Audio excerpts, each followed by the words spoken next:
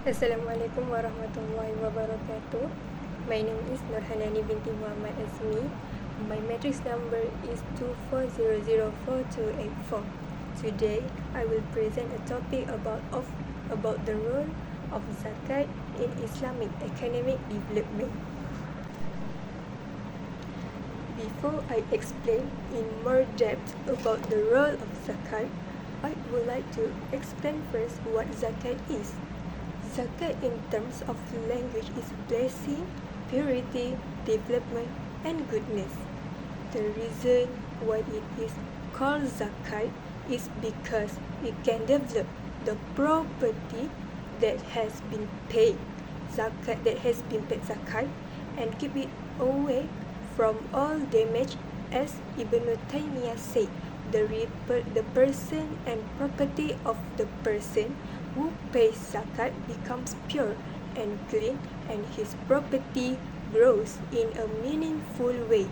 Zakat, from the point of view of Sharia, is a certain amount of property that has been made obligatory by God to be given to those who have the right to receive it, as stated in the Al-Quran, or it can also be understood as a certain amount of certain property that is given to certain groups, and the wording of zakat also used against certain parts taken out of the property of the person who is obliged to pay zakat.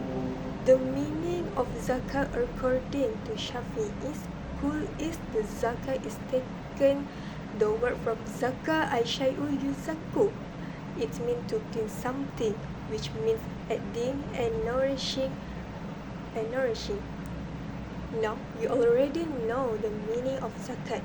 Next, I will explain about zakat. When did zakat begin to be prescribed?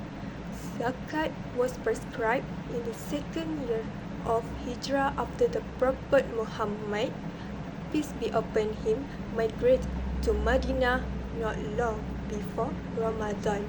Fasting was imposed on Muslims. Now, I will also explain about the proof of the obligation of zakat. In the Quran, there are many proofs that mention the obligation of zakat.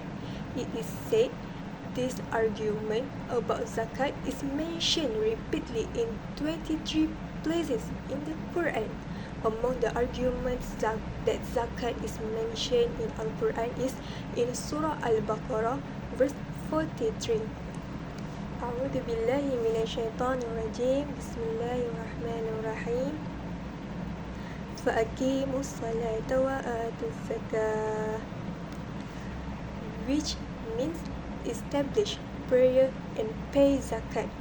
Prophet Muhammad, peace be upon him, also said from Ibn Umar that Prophet Muhammad, peace be upon him, said, Bunyal Islamu ala khamsin, syahadah an la ilaha illallah wa anna Muhammadan Rasulullah, wa iqamati salah wa ita'iz zakah wa sawmi Ramadan wal hajj wal umrata lillah. Zakat is divided into two parts, namely zakat harta and zakat fitrah.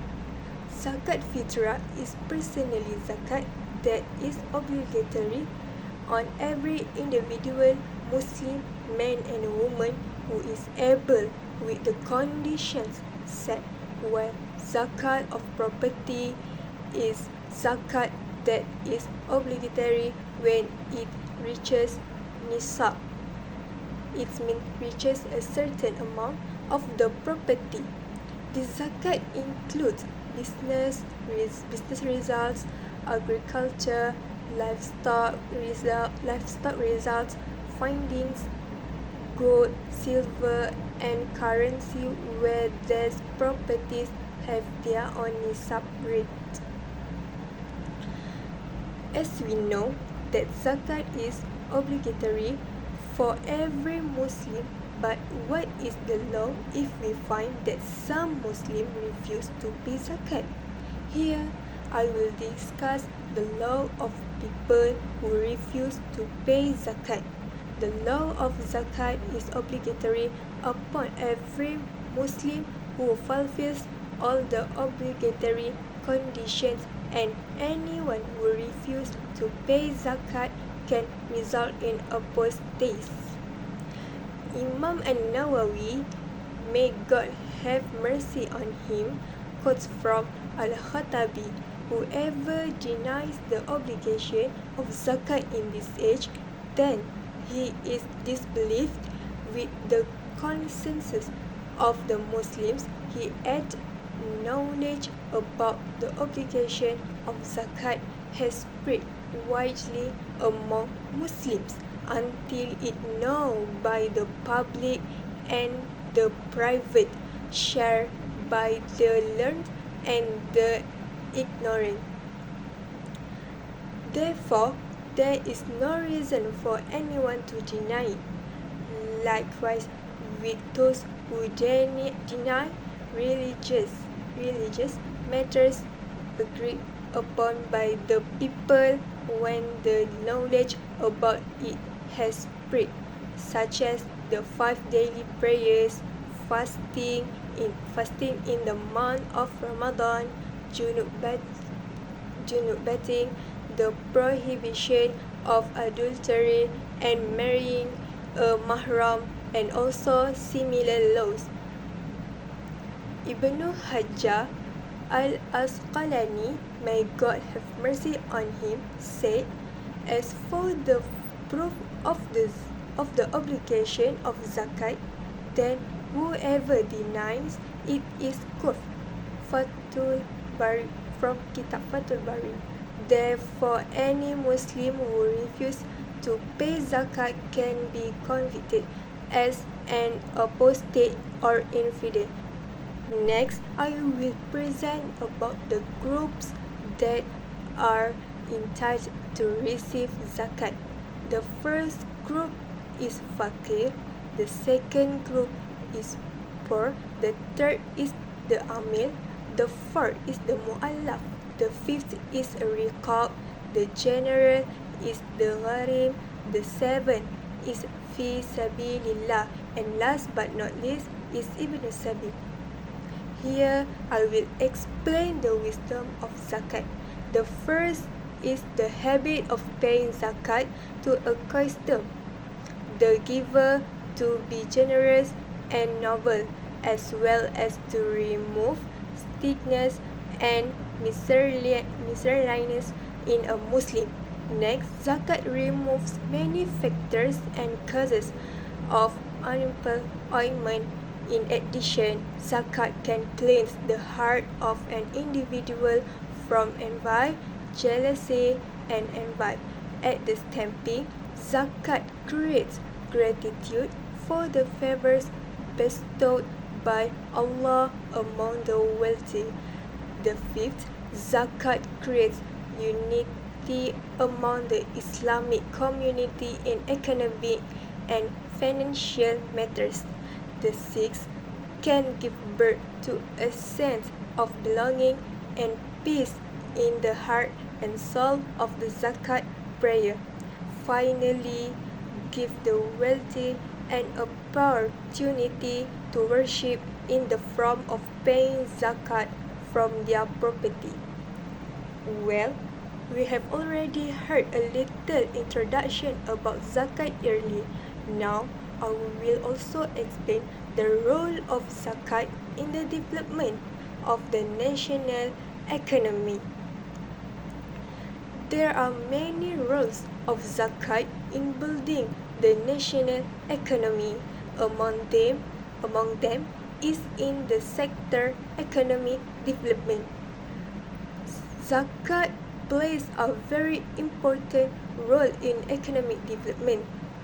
This is because zakat can improve the economy of Muslims through the provision of business and entrepreneurship opportunities Indirectly, zakat can balance the economy and reduce the poverty rate, improve the standard of living, and provide a comfortable life.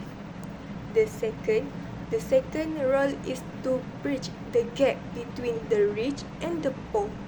In this regard, zakat plays a very important role in controlling the development of each individual's income in order to always live in the basis on self-sufficiency. This can prevent the The second role is to bridge the gap between the rich and the poor. In this regard, zakat plays a very important role in controlling the development of each individual's income in order to always live in the basis of self-sufficiency. This can prevent the concentration of property among certain groups. For example, the concentration of property in the wealthy class. In order to prevent this from happening, zakat will prevent the concentration of wealth from being limited in the hands of the rich only. In addition, zakat can also eradicate poverty. Zakat plays a role in eradicating poverty because it leads to the occurrence of crime in society. For example, when an individual does not have money to buy necessities, then they will steal to get what they need. In addition, poverty will also lead to enmity and hatred between the rich and poor, which will lead to social conflict in the community. In addition, zakat also plays a role in the development of education. Zakat plays a very important role in the development of education because it can produce more skillful and competitive asnaf groups and can give them the opportunity to study at a higher level and then can lead them to achieve a brighter future. Finally, zakat is able to guarantee the life of the community. Zakat acts as a social guarantee. This is because zakat can fully guarantee the poor by giving them the rights they deserve. Zakat can also provide social security for the rich if they fall into poverty or bankruptcy. They will get and from zakat under the asnaf gharimin, that is people who are in debt. That's all for me. Thank you.